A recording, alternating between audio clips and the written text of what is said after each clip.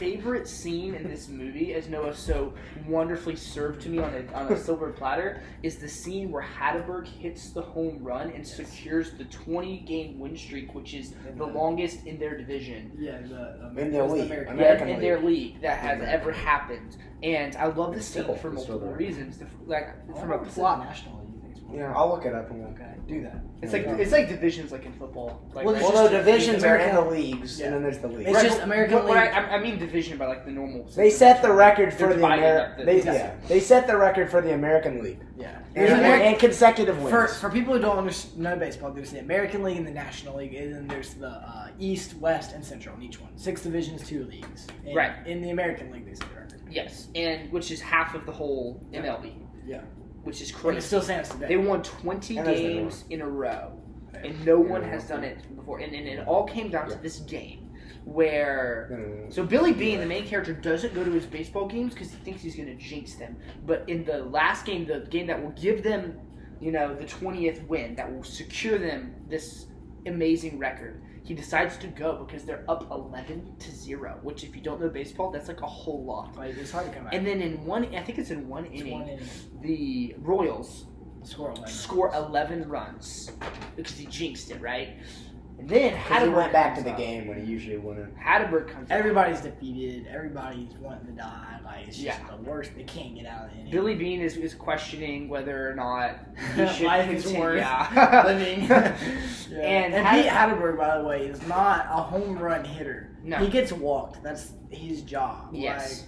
Hatterberg was going to be dropped from the league. Yeah, nobody wanted him. He has unrepairable nerve damage in his elbow that prevents him from throwing the baseball, so they had to retrain him to play first base instead of catcher. He's not a player. They DH him because they think, okay, maybe he can get walked and we can pinch run and we can get a base runner. Then they play him at first base once they tried paying him. Mm-hmm. Yeah, so he goes to the plate not thinking he's gonna have a walk-off rider, Yeah. And he does. I looked at his stats one time, and he had like 20 baseballese. To translate Noah's baseballese for the audience, what Noah basically just said is they had a very specific strategy for this guy that did not involve him hitting home runs. Yeah, they weren't expecting it, especially in this clutch. But he hits a home run and he secures the win, and it's a wonderful completion for that character who I love so much. And then I also love this scene, because although the movie is about this new perspective, this scene is a nod to the intangibles of baseball. Yes. Because statistics for one night, you can throw it out the window, Mm-hmm. The statistics failed them in that moment. Yeah, because that's kind of the whole movie is, it's about statistics, and then right here it's like, somebody's going to have to clutch up, come to the plate, and make something happen. And somebody does. And that's kind of the beauty of baseball. That's kind of the amazing part. Sometimes it's you versus the pitcher, and it's who's better. And in that moment, it was Scott Hatterberg, and he came through for his team, But what's great about this moment is that it doesn't defeat the point of the movie. It's just like a little salt sprinkled in there. Yeah. It's like a wink at the audience. It's like, hey, sometimes you need to clutch up, as Noah said. Because the whole time... I think that whole winning streak, they were doing that. Exactly, but this is just one moment, because the whole movie you're watching, mostly dialogue and this tone we've been talking about. But this one scene, you get to see a home run just get absolutely crushed. It's dead center field, and the whole team just go crazy. I think it was right field. Not bad. Was it? Because he pulled it to right, or maybe right center. Because he was left-handed. Right center. So the whole team goes crazy. There's spliced in images of the real game. It's just an emotional scene. And it's if you love baseball, it's great. If you're anybody, it's great. If you don't know baseball, you can still watch that scene and you know what happens. If you know what a home run is. Baseball is America's pastime. Best scene of the movie, definitely. Yeah. I love Billy Bean's reaction to that happening. He's just... Billy Bean's just like, okay, I can live now. He's just relieved more than anything. It's so good. It's so anyway, good. Yeah. You want to hit another positive? Yeah, I have a couple more. Yeah, there's so I hit on, obviously, the tone and the realism of this movie. Both fantastic. Now I'm going to talk a little bit about I'm going to go talk about the acting a little bit. Bounce off of Nate. So, specifically, so with Brad Pitt, right, we have this idea, Brad Pitt's this big Hollywood guy, and he's done a lot of, some cheesy stuff throughout his career, but, when you get down to it, the guy is a power-class actor. He's really good. And in this movie specifically, he embodies the character of Billy Bean and Billy Bean's like situation, and he does so oftentimes without words. Like you can just see it in his face. Like all of his emotions come out just by seeing him, like seeing his face. There's so many great scenes of him just with his face, him just sitting in the stands or lying on the field, and just like you know what he's thinking. He doesn't have to say it. Yeah, he doesn't have to say anything. And that is masterclass acting, and that's what this role called for. And if we didn't already mention, Brad Pitt was nominated for Best Actor for this movie. Do you remember when I had when we talked in the JFK movie about that "oh no" line? Oh yeah, it was like they killed the president. This is exactly. I think I know what you're saying. This is what they needed instead of the "oh no" line. Yeah. Like Billy Bean in this movie when he's like feeling defeated and like he just feels like, I mean, man, am I doing the right thing There's here? Nothing he can see. Yeah, it's just you could there's a scene in the movie in the middle where he's like, or several times when he's driving his car, and this is at a point in the movie where the strategy they're not winning, they're losing. It's looking like he's making himself look like an idiot, and everybody, all the sports news people are like, he's an idiot. Why did he take on this strategy? And then there's this scene of him driving around in his car, and you just see it in his face. Yeah, it's just a cut. And it's just like, shoot, I'm gonna get this is the end of my career. Or it's like, do I want to go all in, or do I want to stay halfway? And it's funny because we both know that, but he didn't say that. Yeah, I know. We just know it, and I really did notice, just like John's saying, there is a lot of scenes in this movie where it shows Brad Pitt's face for about 15 seconds, and you just get to soak in what he's thinking. Yeah, I know. Yeah. And he doesn't say anything. But there's a lot of them, where it just shows his face, and you can just understand. I mean, the last scene of the movie is his face. It's just him tearing up for about 20 seconds. Yeah, and you like feel that emotion. Like, it doesn't, It's and then some of the other acting performances that really stood out to me, they're all amazing. But obviously, Philip Seymour Hoffman and Jonah Hill. In this movie, I mean, Jonah Hill plays this Peter Brand, this egghead type of guy. Just nerdy. He's a nerdy guy. Went to Yale, studied economics. But like I said in the movie, economics makes very much. It makes sense. Like, he says he majored in economics, and it's kind of like. It would seem kind of weird at first, but then when you think about what economics is the study of, economics is the study of the use of limited resources when there's a scarcity of things, and that's literally what the Oakland A's are presented with. And they needed him, and when you think about it, it makes a lot of sense. But anyway, Jonah Hill is in this movie. So Jonah Hill is a comedic actor. That's kind of where he made his name for. But in this movie, he delves into drama, and he does such a good job of it. And his back and forth with Brad Pitt is just top notch. I want. That reminds me of something. Yeah. There is something I like about this movie that is a positive that maybe most people wouldn't say. This movie is hilarious. It is. The humor in this movie is so subtle. Yeah. And to me, it cracks me up every time. Yeah. And it's not like big ah-ha-ha moments. It's subtle things that just crack me up, and they're so funny. And I don't. It's almost like watching like a mockumentary or something where there's no laugh track. Exactly. It's like The Office or something. But this humor doesn't take away from the movie at all. No, yeah. It's not the kind of humor that's like you said it and they're like, oh, that was dumb. Why did you say that? Like this humor adds to the movie. It's in the feel of the movie, but it's so funny. Like just like John was saying with his character, he's just kind of a nerdy, uncomfortable kind of guy, and he'll just say something that's just. I don't know about saying. I mean, he can be. He's socially awkward. He's socially awkward at times. Like Billy Bean asked them to do these scouting reports, and he's like, asked you to do 3. How many did you do? And he's like, 47. So already Billy Bean's like, kind of laughing, and then he's like, actually it's 51. I don't know why I lied. And Billy Bean just looks at him, smiling, like, he just lied by 3. There was moments of the movie. Those are the moments that like make this movie. But anyway, let me finish talking about Jonah Hill because I mean he does a great job. His back and forth with Brad Pitt is phenomenal, but he really just he embodies like this nerdy guy that's just like that's just he is awkward at times, but like at his heart but like deep down like. He's like so committed. He knows that he's like he believes in himself. He is valued. Like in the movie, there's several scenes where he's like he looks like he should be doubting himself. I mean they're like just like with Billy. They're losing games, but he's still firmly confident in himself. Yeah. And so I just love that aspect of the character. I think he was very well written. Of this character who, though he gets kind of laughed at in a way and kind of like looked down on by the fellow scouts and stuff, he's like committed and he like believes in himself. And I really enjoyed that. Which is cool because like just like you're saying, it's funny how you were saying the big theme of this movie is value that nobody else can see. Yeah. Which I say the themes, but you can talk about everything. They're finding players who have value nobody else can see. Yeah. Peter Brand is somebody with value. Yeah, nobody can see. Yeah, I never thought about that. Yeah, I kind of just thought about that too. Oh, my word. It's funny because he's not a baseball guy. I know. So these baseball guys, they only really deal with baseball guys. Yeah, which there is a depth. I think a big. Well, I'll say this right now. I think the movie does make clear that there is a big part for the baseball guys. Yeah. And they're still important. We still have baseball scouts. Yes. But there are other aspects but of Peter Brand also brings value that maybe the Cleveland Indians clearly didn't see it. Yeah. They did. He was like, I want Peter Brand. They were probably like, They saw it, I guess, in that one meeting. They never used his advice ever again. They didn't really appreciate it. It's like that one time they were like, yeah, we'll get what you say. Anyway, and then the third acting performance that really stands out, Philip Seymour Hoffman as Art Howe, the manager of the A's. I mean, he just like, you can see the pure like anger in his face. Just like with Brad Pitt, he doesn't need to say a lot of words to know what he's thinking. Which is hard because his character is more unlikable. Yeah. But he's just as readable. So, let me give my little spiel about him, and then you can throw in whatever you want to about him because he's a great character, right? Anyway, I think just like I said, he can show so much in his face without having to say a lot of words. There's so many scenes of him just in the clubhouse, and he just.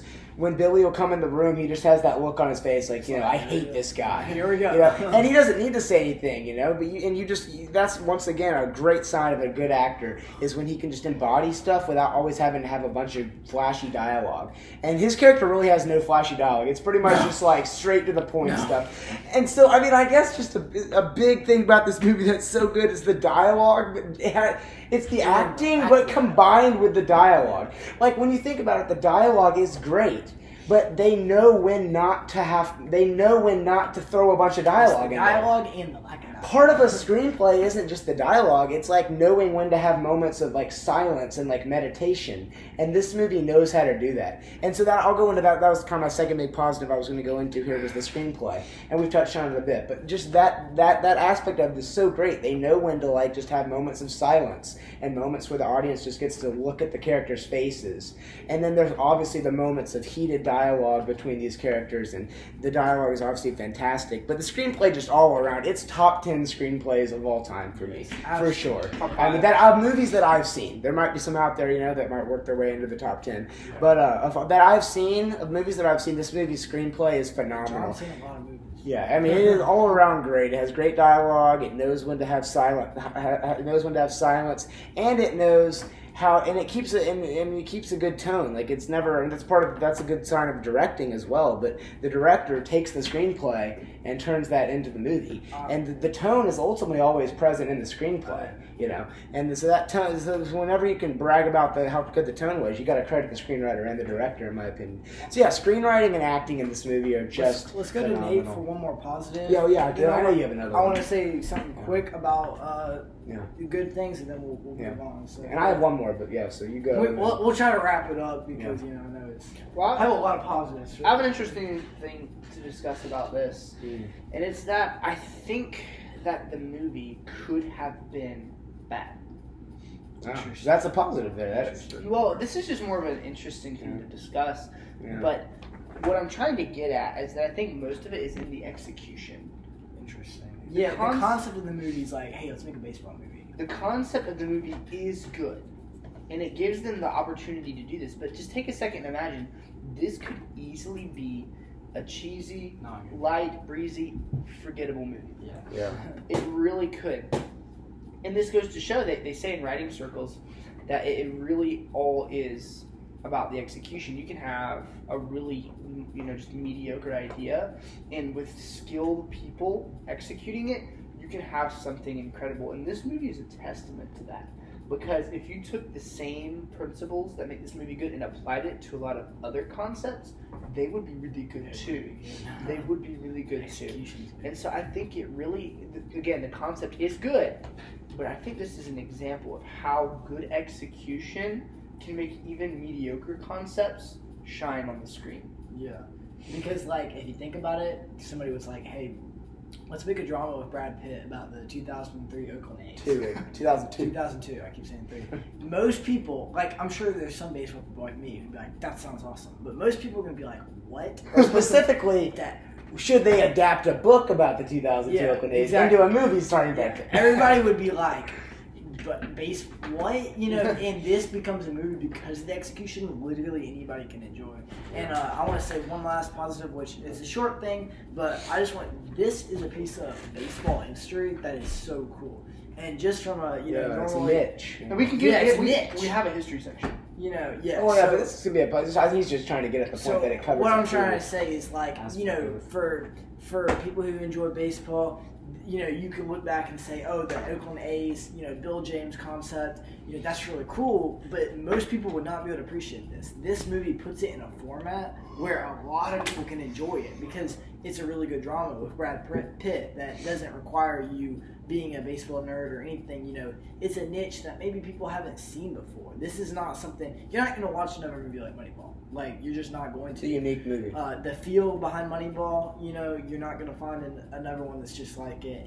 And because it's executed so well, it's a niche movie that, like, if you want something new, like, it's great, you know, and it can be appreciated by everybody instead of a smaller community, and I appreciate them showing that part of baseball history. By the way, Bill James, who he mentioned, is this guy who wrote a book that really inspired Peter Brand and Billy Beane. He's a real person too. And he ended up getting hired into the Red Sox organization, as it says at the end. And so he was another pioneer of this idea. Yeah, well, he had the idea, but he didn't do anything. You know, he didn't have the means to exactly. actually Billy implement Beane. it. He was just he worked at like a meat factory. Yeah, working meat. He was a security guard. Yeah, he was like I know. So I'll go finish up with my last couple positives, and I'll kind of rapid fire them here.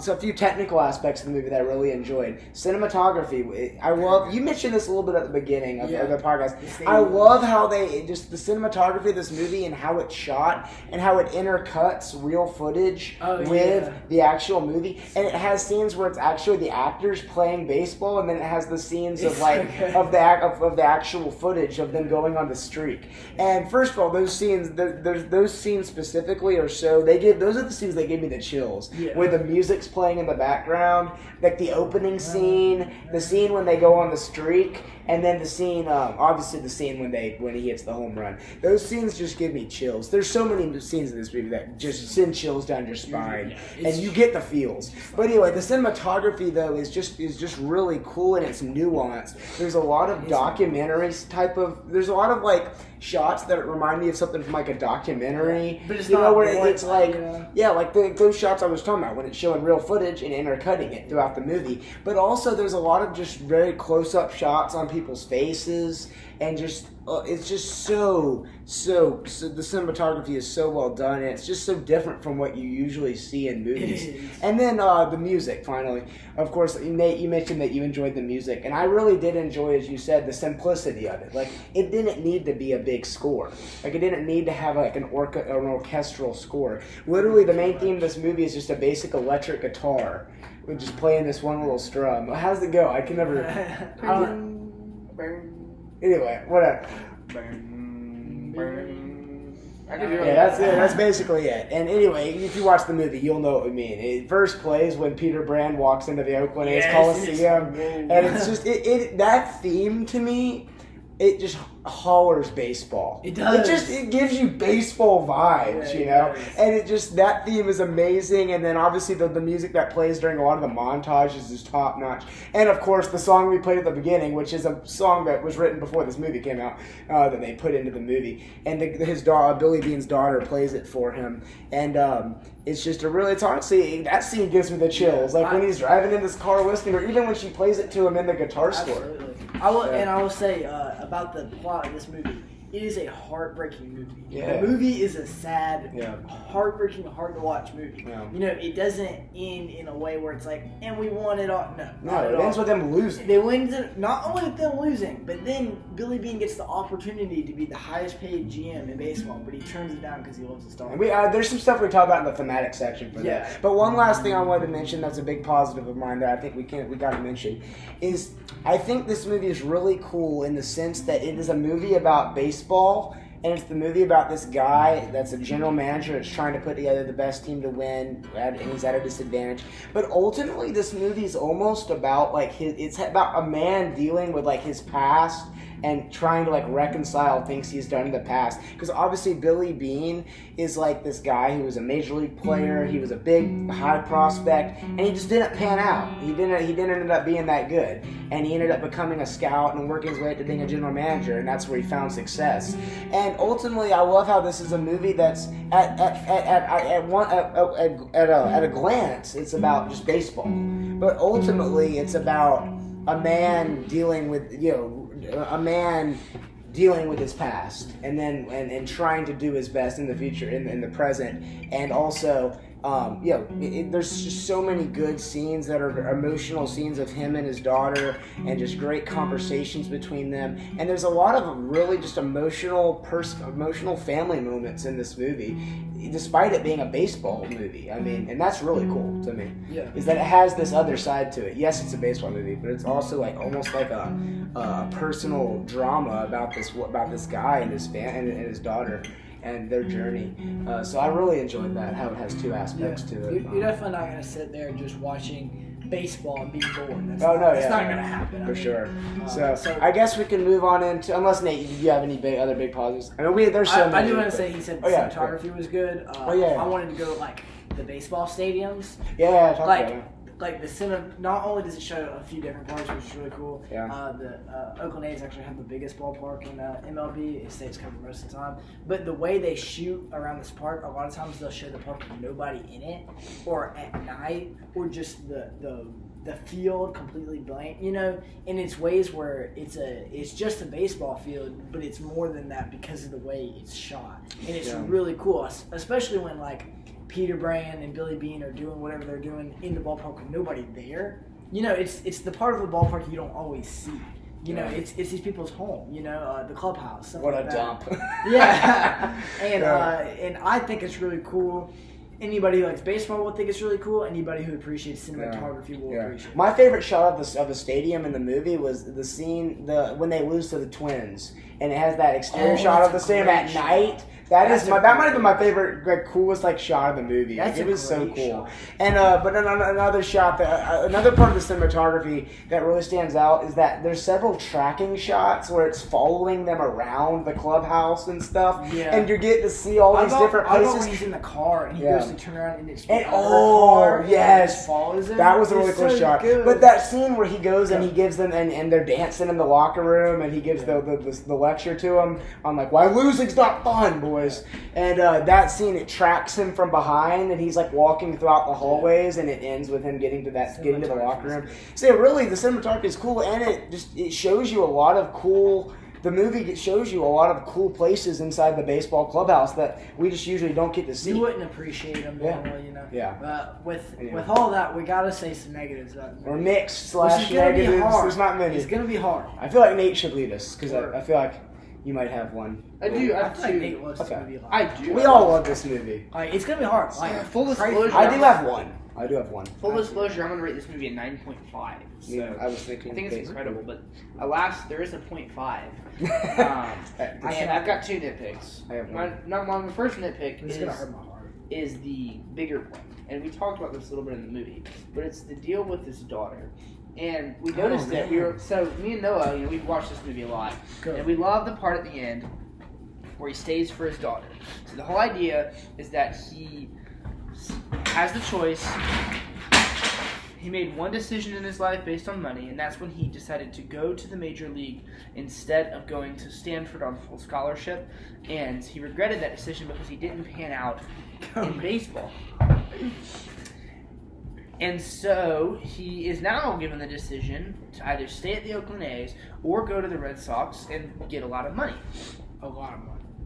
He stays at the Oakland A's, but the reason is because his daughter is supposed to be in the area with his ex-wife, right?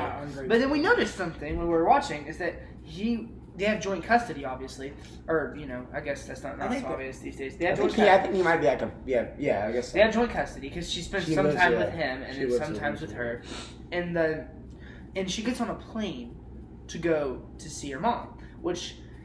which implies, which we did a bit of fidangling to make it make sense in our heads, but it implies that she lives a sizable distance away to where you would not drive, you would fly. Now, they make it clear in the movie that they both live in California. However, California is a very long state, and it doesn't actually tell you how far apart they are. They could be hundreds of miles apart. I don't think it's that far apart because obviously he doesn't want to go to Boston because... Well, that's the thing about it. Obviously, in real life, there was a real reason. I was about to say, we do need to keep in mind this is based on real Within things. the context of the movie, though, it doesn't serve the plot well. What specifically? The fact that him and his daughter live so far apart. Because then it begs the question... Dude, wait, but they never... I know, it could be a 2-hour plane. I mean, dude, it could just be like... Yeah, but the fact that she has to get on a plane implies that it's too far to drive. Which means that there's a sizable distance between the two. We're really nitpicky. Yeah, we're getting... I feel like what's the negative? So the negative is that it doesn't pay off. It bothered me because the reason it bothered me is because it messed with the biggest emotional payoff of the movie. I've never felt that. I guess you could mix that with also, he's like, okay, turn down going to Boston, I want to stay with my daughter. It was $12.5 million that he was going to get.